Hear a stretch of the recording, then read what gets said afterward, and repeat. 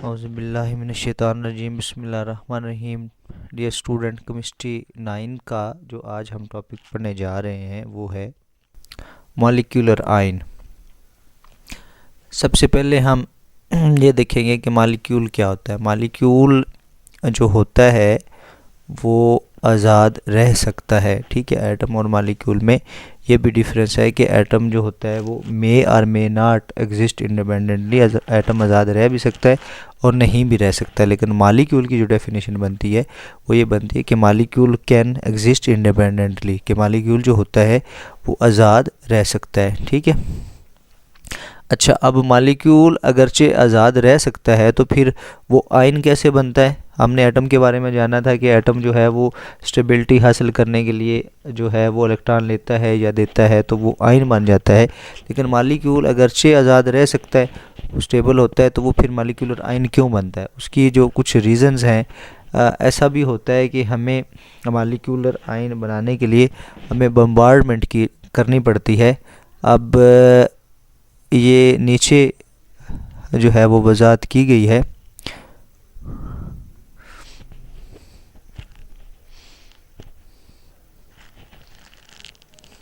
When gases are bombarded with high energy electrons in a discharge tube, जब gases को high energy electron के साथ जो है वो डिस्चार्ज ट्यूब में बम्बार्ड किया जाता है तो they ionize to give molecular ion, तो वो मॉलिक्यूलर आयन देने के लिए आयोनाइज हो जाती हैं, ठीक है। अच्छा, अब आयन हमने लास्ट टॉपिक में पढ़ लिया था कि जो आयन्स होते हैं वो तब बनते हैं जब कोई मतलब चार्ज आ जाता है, एटम पे चार्ज आ जाए तो वो आयन बन जाता है। फिर वो पॉजिटिव आयन हो तो उसे हम कैटायन बोलते हैं। अगर वो नेगेटिव आयन हो, मतलब उसके ऊपर नेगेटिव चार्ज हो, तो वो एनायन बनता है। इसी तरह मॉलिक्यूल के बारे में भी ऐसे ही है कि जब कोई मॉलिक्यूल जो है वो इलेक्ट्रॉन को लूज़ कर जाए तो वो कैटायनिक मॉलिक्यूलर आयन कहलाता है।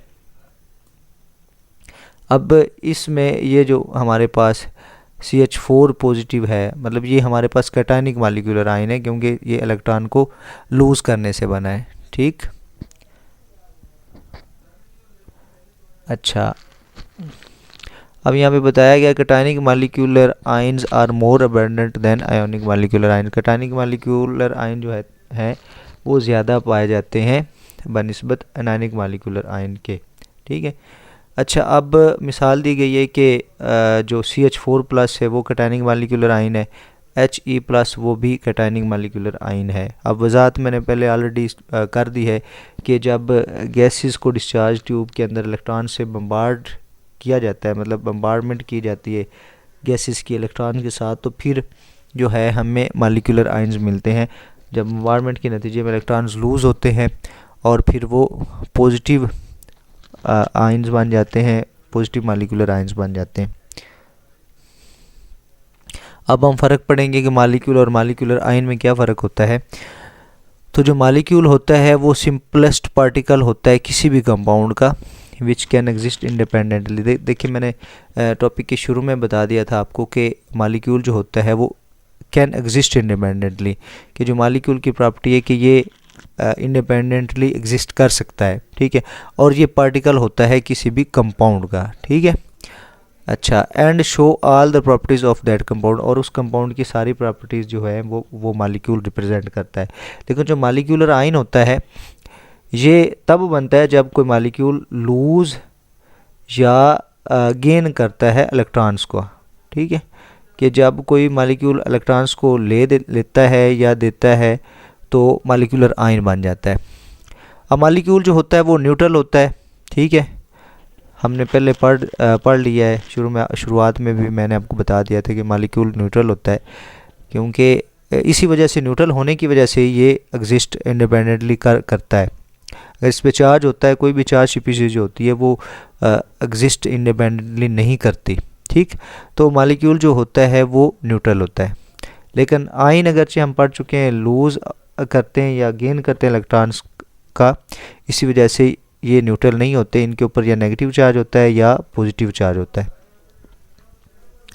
अच्छा, मॉलिक्यूल कैसे बनता है। जब एटम्स आपस में कंबाइन करते हैं, एटम्स आपस में केमिकली जुड़ते हैं तो फिर मॉलिक्यूल बनता है।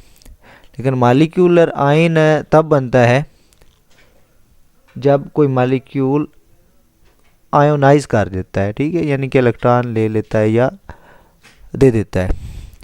अब जो मालिक्यूल होता है वो स्टेबल होता है, ठीक है, लेकिन स्टेबल होता है मतलब इसको बांड बनाने की ज़रूरत नहीं पड़ती।